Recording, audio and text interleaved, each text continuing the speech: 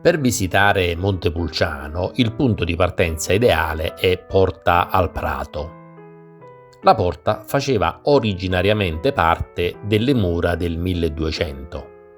La sua forma attuale è dovuta agli interventi del celebre architetto Antonio da Sangallo il Vecchio, che agli inizi del Cinquecento riorganizzò e rafforzò le fortificazioni della città. L'aspetto massiccio della struttura riflette proprio questa fase rinascimentale di rinnovamento militare.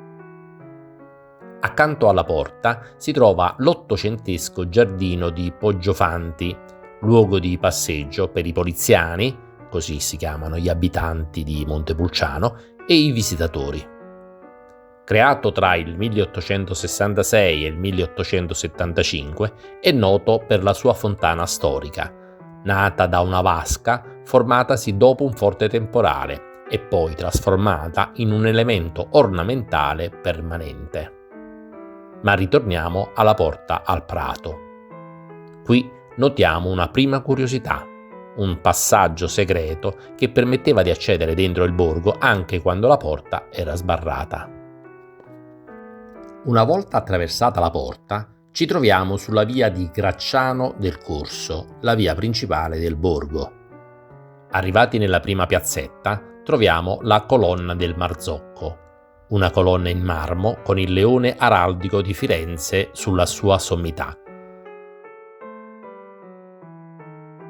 Da qui, l'ultima domenica di agosto, parte la corsa del Bravio delle Botti, una manifestazione in cui le 8 contrade in cui è suddiviso il centro storico si sfidano per ottenere un panno dipinto a mano, il Bravio, appunto.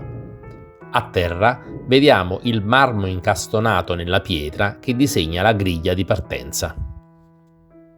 Proseguiamo poi la nostra salita.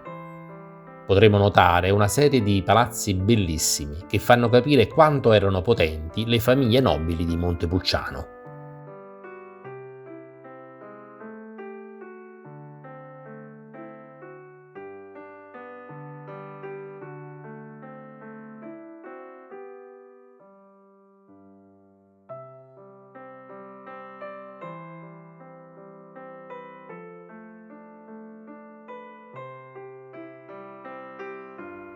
In cima a questa scalinata vediamo una chiesa. È la chiesa di Sant'Agostino, progettata da Michelozzo. La chiesa di Sant'Agostino rappresenta un perfetto esempio di come Montepulciano sia un punto di incontro tra Medioevo e Rinascimento. La famiglia Aragazzi commissionò all'architetto fiorentino Michelozzo di Bartolomeo la parte inferiore della facciata e la scalinata. Michelozzo le realizzò tra il 1420 e il 1430. Sono sue la lunetta in terracotta con Madonna col Bambino tra i santi Giovanni Battista e Agostino, le nicchie ogivali e il sistema architettonico che caratterizza i primi 2 livelli. Il terzo livello e il timpano sono invece del 1509, opera di un architetto non identificato, e presentano uno stile meno coerente con la parte inferiore. Ma andiamo all'interno. La chiesa custodisce numerosi altari con dipinti di grandi maestri del Rinascimento italiano. Sul lato sinistro della navata abbiamo l'Ascensione di Cesare Nebbia del 1585. La Madonna della Cintola di Federico Fiori, detto il Barroccio, la Crocifissione con Madonna e Maddalena di Lorenzo di Credi. Sul lato destro, la Resurrezione di Lazzaro di Alessandro Allori, San Nicola da Tolentino di Giovanni di Paolo, la Pietà di Cristoforo Roncalli, detto il Pomarancio, noto per la sua forte espressività. All'altare maggiore si trova un crocifisso ligneo policromo del XV secolo, attribuito nel tempo a diversi maestri, tra cui Donatello. A pochi metri dalla chiesa di Sant'Agostino si può ammirare la torre di Pulcinella. Ma cosa ci fa Pulcinella a Montepulciano?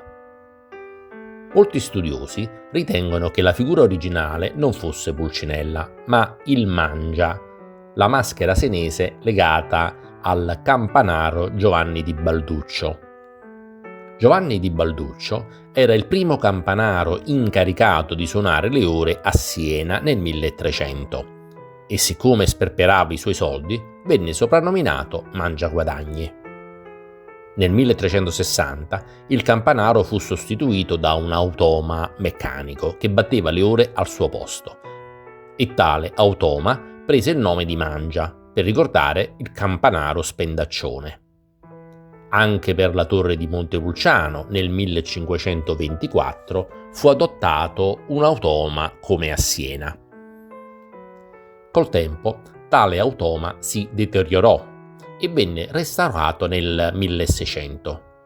Secondo alcune fonti, il restauro fu finanziato dal vescovo di Napoli, secondo altre fu un sacerdote sempre di origini napoletane ad occuparsi del restauro. Comunque, chi lo fece lo rivestì con i colori di Pulcinella. Piazza Grande è il centro di Montepulciano. Qui si concentrano i palazzi più importanti del Rinascimento poliziano, tutti affacciati sulla stessa piazza come in un salotto monumentale. Innanzitutto, al lato nord della piazza c'è il Duomo di Santa Maria Assunta. La sua facciata in pietra grezza, incompiuta, crea un effetto austero. Il Duomo fu costruito tra il XVI e il XVII secolo. Al lato ovest c'è il Palazzo Comunale, costruito nel 300 e poi ristrutturato da Michelozzo. Ricorda volutamente Palazzo Vecchio di Firenze, stesso stile civico-rinascimentale. Qui possiamo apprezzare anche la splendida torre merlata. Dalla torre, così come dalle mura, si possono ammirare la Val d'Orcia, la Val di Chiana e i tetti del borgo. Panorami imperdibili.